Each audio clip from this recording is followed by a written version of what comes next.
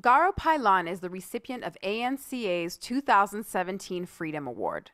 This dynamic Armenian member of the Turkish parliament since 2015 is a human rights activist and co-founder of the People's Democratic Party in Turkey, representing Armenian, Kurdish, Greek, Jewish, and other minority rights.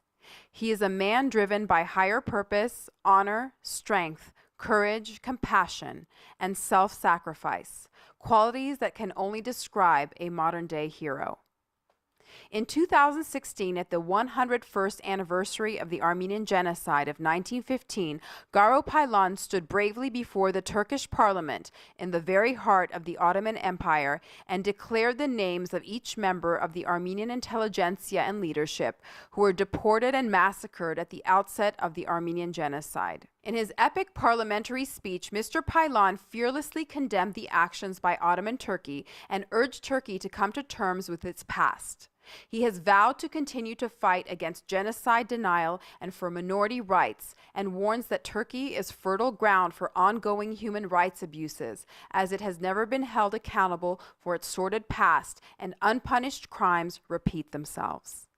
A few days later, in May of 2016, he was physically assaulted in the Turkish parliament for no other reason than his Armenian ethnicity.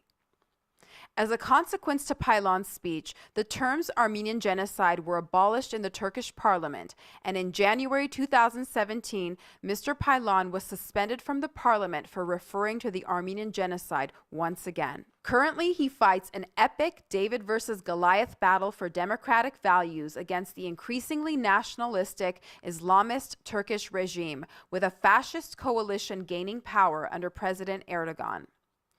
Erdogan's presidency shows the hallmarks of a dictatorship after the attempted coup in July 2016, in whose aftermath an unprecedented crackdown against perceived opposition and waves of purges have taken place. Media outlets have been shut down or are strictly controlled, and Turkey is considered to be the largest jailer of journalists. Most recently, U.S.-Turkish relations have deteriorated, culminating in the U.S. suspension of non-immigrant visas to Turkey over the arrest of a U.S. consulate employee in Turkey for alleged ties to Gulen, and Turkey responding in kind. Nevertheless, persisting fearlessly, Mr. Paylan has opened an investigation into the murder of iconic Armenian journalist Hrant Dink, who was assassinated in broad daylight in Turkey by complicit state actors 10 years ago, and whose murder has gone unresolved. Garo Paylan's wish for Armenians is to get rid of their fears and feel strong and powerful again. And he leads by way of powerful example, walking into the eye of the storm in the Turkish parliament. He is a brave activist swimming in treacherous waters, willing to put his life at stake for what he believes and for those whose rights he protects. An intrepid voice for minorities and an international champion for human rights and democracy, he fights courageously as a soldier for justice, not only for Armenians around the world, but for humanity. I'm Lena Hovanesian, here for ANC America, here with international hero Garo Paylan, who serves as a member of the Turkish parliament, ready to fight for justice, for minority rights and democracy in the heart of Turkey. Mr. Paylan, it is an honor to have you here today. It was only yesterday that you stood in the heart of the Turkish parliament and you spoke before the parliament members at the 101st anniversary of the Armenian Genocide. One by one, you named all the Armenian intellectuals, leaders that were taken and assassinated in 1915 and massacred. What were the things that happened in your youth, the formative years, that have driven you to become the courageous and brave man that you are today, who fights for justice? Thank you very much, first of all. I'm from Malatya, and my grandparents suffered the genocide, and they chose to stay. I lost so many of my relatives. They chose to live in United States, Paris, Australia, but my parents chose to stay in Turkey.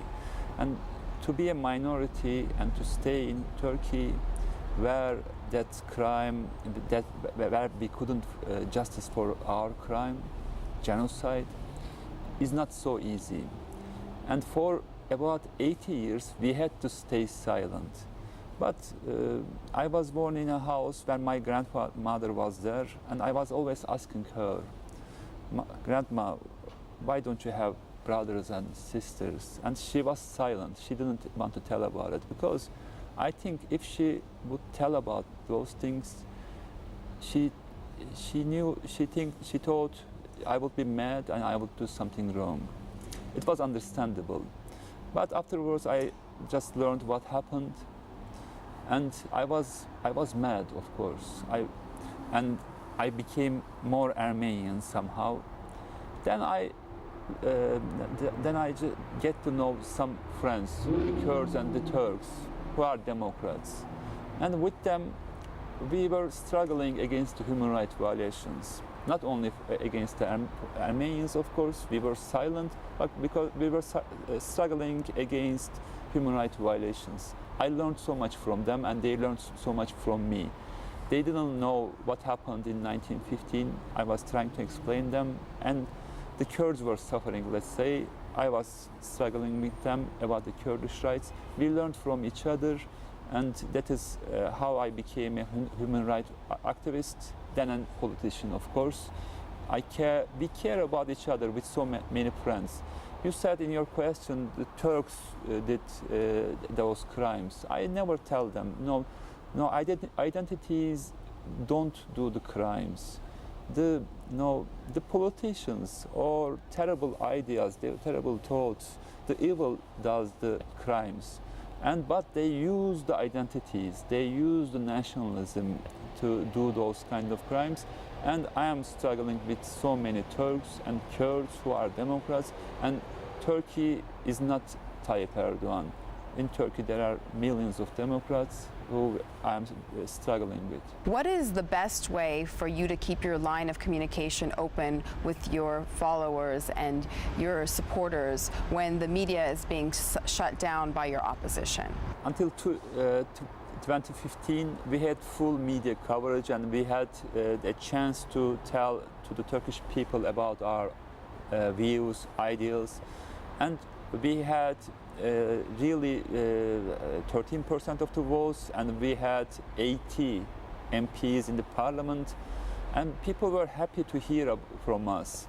But the status quo saw this as a threat, and they started the war, and they ended the democratization, and they shut down all the media who are covering us. And unfortunately, Erdogan is controlling the media now, and they are not covering us. Every day they are swearing at us, but we don't have the right to respond on the media. We have the social media, of course, but it's not enough. All the dictators, all the fascist thoughts controls the media, and every day they lie on that media.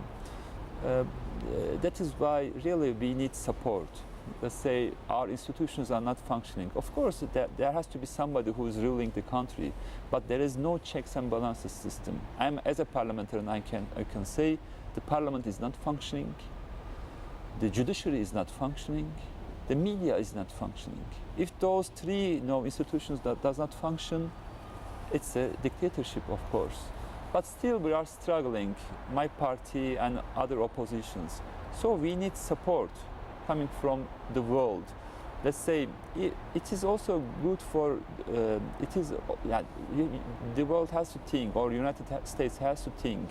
Turkey used to be a candidate to be a democratic country, which has the Muslim majority, Sunni Muslim majority. And it was in our dreams that if Turkey can become a democratic country, it is going to recognize the genocide. But we lost all those hopes, dreams, let's say. So we have to have a vision over Turkey to be a democratic country, and the Western powers has to support somehow the democratic institutions in Turkey.